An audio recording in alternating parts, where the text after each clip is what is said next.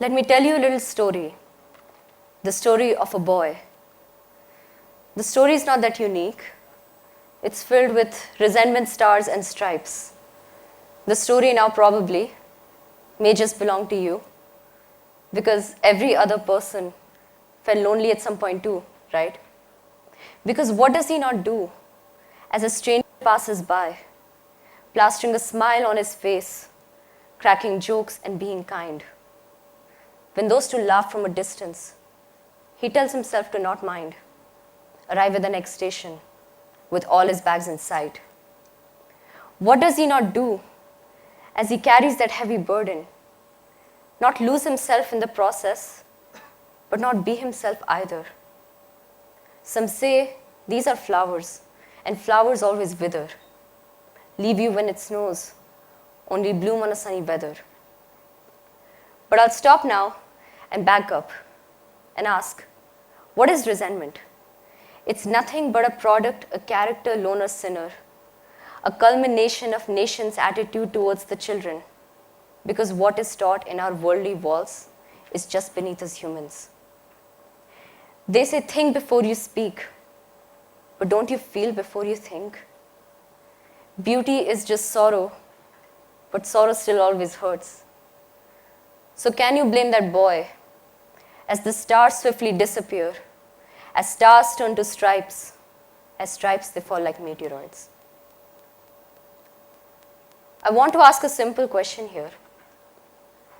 How many of us felt like they could relate with this poem?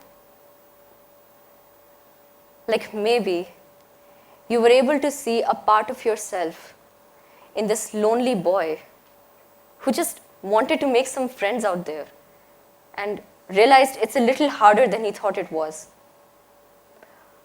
I was in a similar state when the story found me. Picture this. I was just starting 11th grade. I was in a new city, in a new class.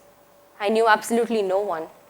And the world was just finding its footing back from the pandemic that had taken everyone by storm. I really wanted to make some friends, but I was scared that I wouldn't be able to. So I naturally formed the most amazing plan in my head, to stay alone for the next 2 years and keep my head low. Well, fortunately that plan didn't work out. But this story did. It helped me understand a part of myself as well as the world around me a little bit better. And I hope someday another lonely kid stumbles across this poem and feels understood, feels seen. I look around and I see stories everywhere. I mean, yes, I see them in the songs we listen and the books we read and the movies we watch and the songs we listen. But I also see them in that last conversation you had with your best friend yesterday, in the colors we choose to paint our walls with, and the promises made by the politicians in why we should elect them. I truly think that our world runs on stories. Let me take it to a more concrete level now. What about money? We all believe in money, right? Who doesn't? Now imagine this scenario. I take, say, 100,000 rupees, and I go to this woman. Now she's living in an island completely cut off, completely secluded. I say, you can do whatever you want with this money. Now, she doesn't really have any use for it though. At best, she could use it as firewood. However, if I take that same amount of money and I give it to my friends, they will happily accept it. Why? It's just paper. But they believe in that paper. They believe in the currency it prints and the history it embodies and the value it holds. In other words, they believe in the story woven around money. They are aware of it. That woman has no context, on the other hand. What about the two great epics of India, Ramayana and Mahabharata? Stories about morality and nobility known by men and women, the old and young, the rich and the poor, since time immemorial. they have influenced, they have inspired our culture and our country, almost like a social and moral constitution. What about business? You know what they say, facts tell, stories sell. Advertisements are all about creating the hype around the product so that the companies can profit from it. For example, Valentine's Day, 14th February, love is in the air, and you see couples running around buying gifts for each other. Why? Because over time, we have inked these stories and these beliefs that heart-shaped balloons and pink cards and chocolates symbolize love. Every monument, every religion, every war, every subject that we study has one silver line connecting all of us together. Those are stories. And how beautiful is that? We subconsciously or consciously keep getting affected by stories. And I know for a fact they have really affected me on a deeper level. Let's rewind a bit and go all the way down to 7th grade now. Back then, I was quite passionate about music. I wanted to be a singer. I wanted to perform. I wanted to go up on stage. I remember going to my mom and saying, "Mom, I'm going to be the next Taylor Swift, just you wait and watch." And with that confidence, I walked in my first class. I realized I wasn't the only one. I looked around and I saw that there were around 3-4 other girls in my batch. Okay. And I looked around again and I realized they were all better than me. Now, one piece of information I should probably share is that they all had joined the classes way before I had. But they were so tiny and they could hit that note on the piano. Why couldn't I? I remember one day my music instructor walking up to me and saying, "Ashwika, today I just want you to go to the corner and observe what's going on. Observe the girls that were obviously doing better than I was." So I got up, I walked to the corner, and I hid my face. I felt so ashamed and I was so embarrassed. I observed nothing on that day.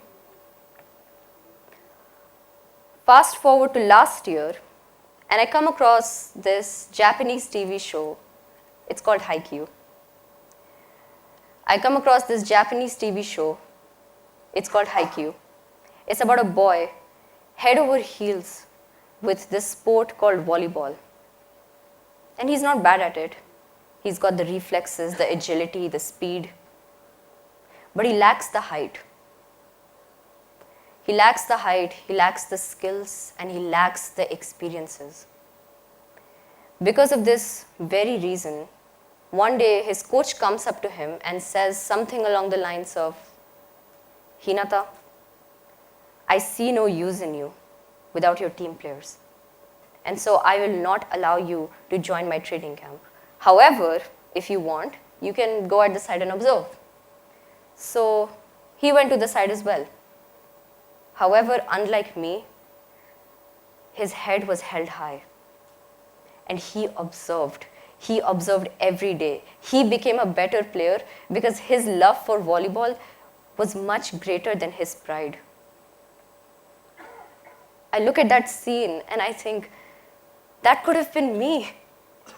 A part of me changed that day because of a character, a story. Do you know it was a story?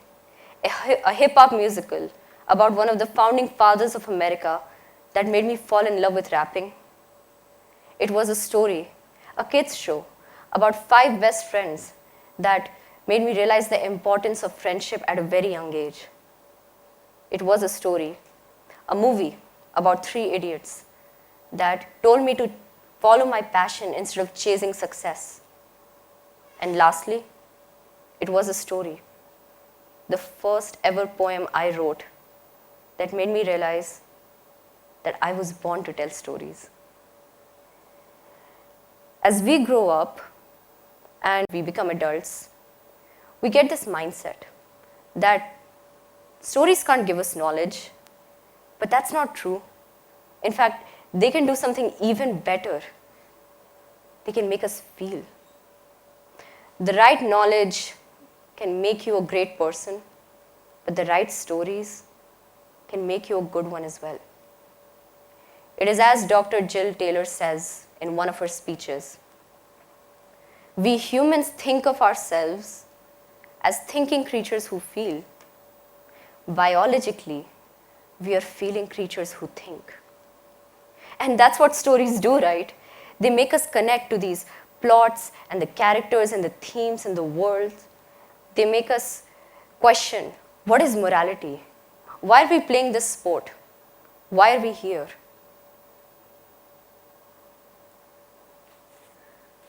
They make you question all this, and they really affect you. They shape who you are.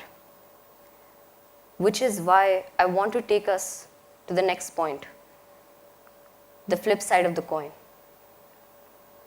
Not that long ago, actually, I was sitting alone when one of my friends came to me. She was very excited. She was like, Ashwika, I've written a story, well, the first 2 chapters anyway, and it's a fan fiction, it's on Wattpad. I want you to read it and tell me how you feel. I was like, yeah. And I went home to read the first chapter. It went something like this. The protagonist, he seemed to be suffering from depression, and he seemed to be having a very tough childhood. He was standing alone in the washroom near a basin. He had tears in his eyes, a very heavy heart, and a knife in his hand. He looked at the knife, he looked at his arm, and he drew a cut. Then he drew another. And I will spare you the details, but what caught my eye was that this pain that he was obviously going through was being described as relief, almost like a positive feeling. Now that I've shared this story, what are you thinking? Is this story not a big deal? Is it just for fun? But are you sure it's not affecting you? Are you sure it's not altering anything in your brain? In 2021, Ohio State University, a study was conducted specifically around the characters of Game of Thrones. And they realized something. They realized that whenever a character walks on screen, the part of your brain that connects you to your sense of self gets activated. That is how much power a story holds over you. That is how much it dictates your life. But I love the fact that we can connect to these stories on such a deep level. These stories, they can make you feel at home, they can make you smile, they can make you laugh, they can make you feel understood. And the really good ones, they can change your perspective and your life goal. I know for a fact they have changed me. From the subjects I've picked, to the profession I want to pursue, to the songs I write, to even today, this talk. Stories have made me who I am today. But not because of the answers they gave me, but the questions that they asked. It is as Brandon Sanderson says, the purpose of a storyteller is not to tell you how to think, but to give you questions to think upon. And so, I want to leave you with a question myself. What is your favorite story? And why does it mean so much to you? Thank you.